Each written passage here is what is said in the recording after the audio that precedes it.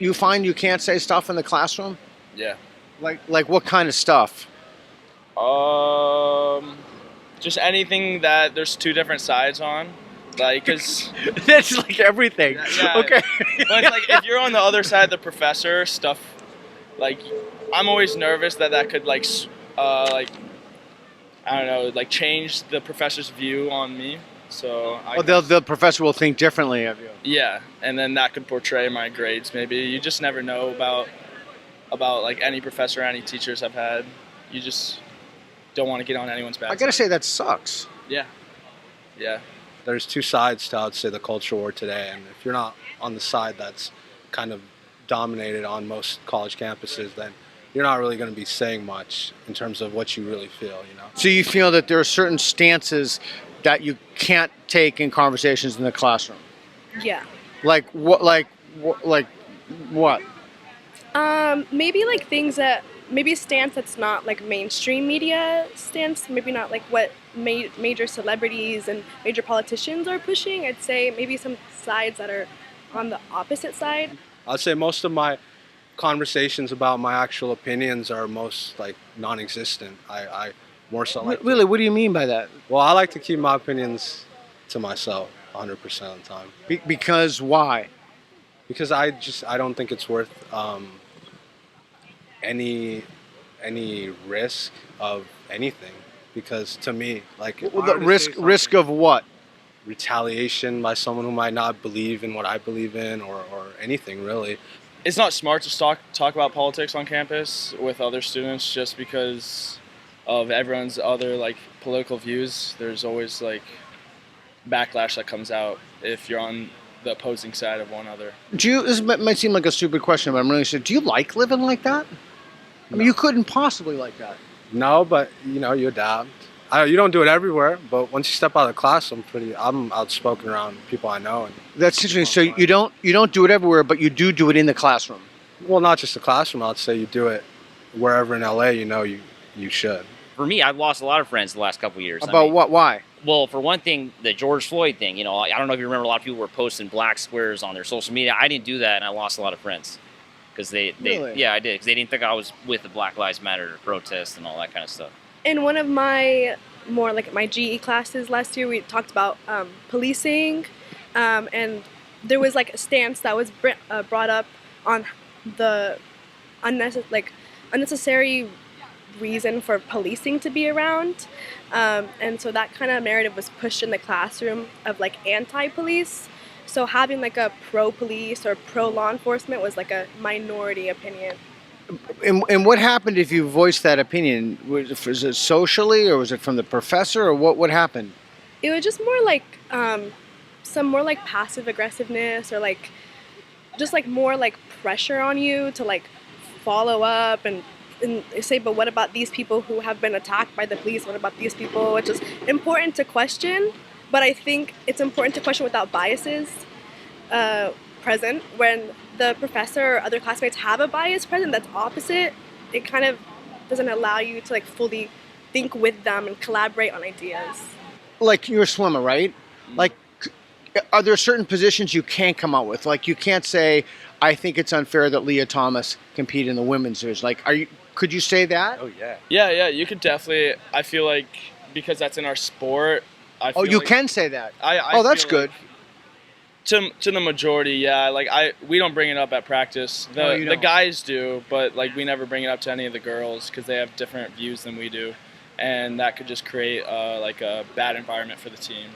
Like, let's say, for example, LGBTQ plus, right? Like, I'm not saying I know too much about it, but where I grew up, it's not really a thing. So coming to America, I want to learn more about it, you know? But like sometimes I ask a question and I get backlash for it for no reason, when I'm simply curious and I just want to learn, you know? But sometimes questions are unacceptable, and I didn't know that, you know? So sometimes like there's things that are just should be socially acceptable, but they're not, because I mean no harm, you know? Just want to learn. So you're being sincere and you're asking a question. Yeah. And is it who is doing it? Like, your teachers are doing this, or what? Your fellow students, or who? Normally it's peers you run into campus that you don't necessarily know too well. They're too defensive of who they are, you know, and that doesn't let me learn.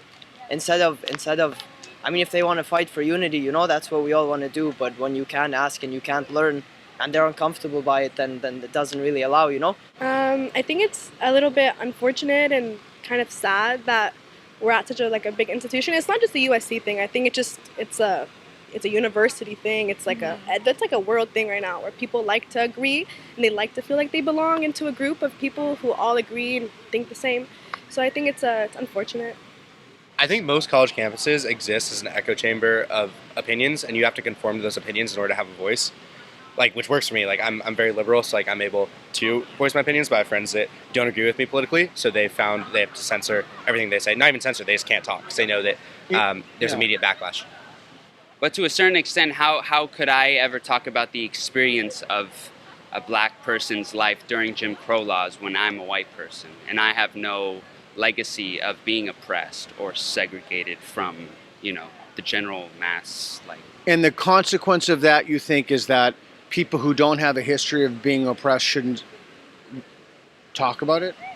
It's not that you shouldn't talk about it. It's just, how you choose to compose yourself when you, or how like the kind of authority you talk with, I think, I